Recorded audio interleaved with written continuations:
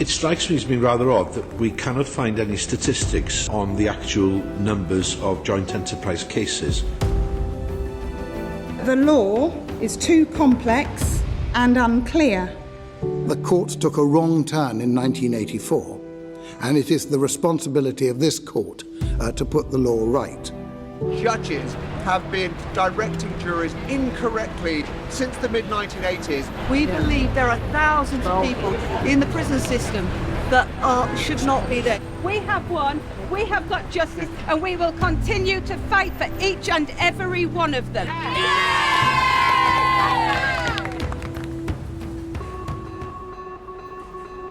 There were 13, principally young black men from Moss Side and Hume, who were facing a murder charge under joint enterprise. As this proceeded through court, it followed all the hallmarks of many of the other cases. It just didn't seem common sense to me that 13 people could be charged all collectively with murder when many of them were not at the scene at the time. He's been convicted for being there. He didn't kill or whatever. Amin Jogi was the subject of a miscarriage of justice.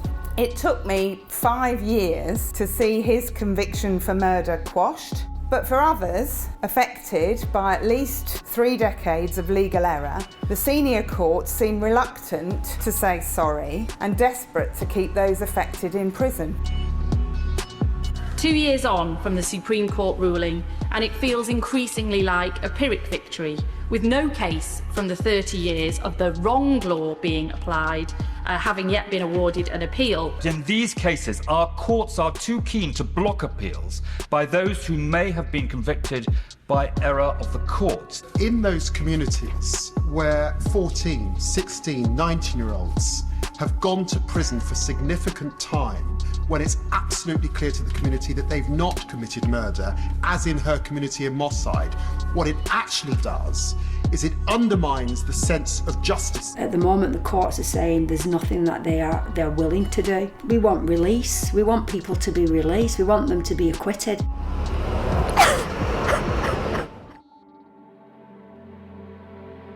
I am deeply concerned that there has been so little response from the judicial system to try and put these things right. The criminal justice system is broken and needs urgent reform. Free our innocent!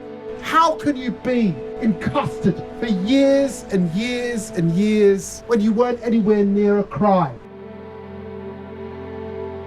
Turn the key and set them free! What do we want? Justice! When do we want it? Now! We believe that this is the biggest injustice in the criminal justice system. This is not just about, sadly, young men, but a number of young women who are being criminalised and sentenced for crimes they did not commit. Behind each of these joint enterprise miscarriages of justice, there are people, loved ones, whole families whose lives have been torn apart by an unjust lifelong sentence, wrongly punished for the crime of another.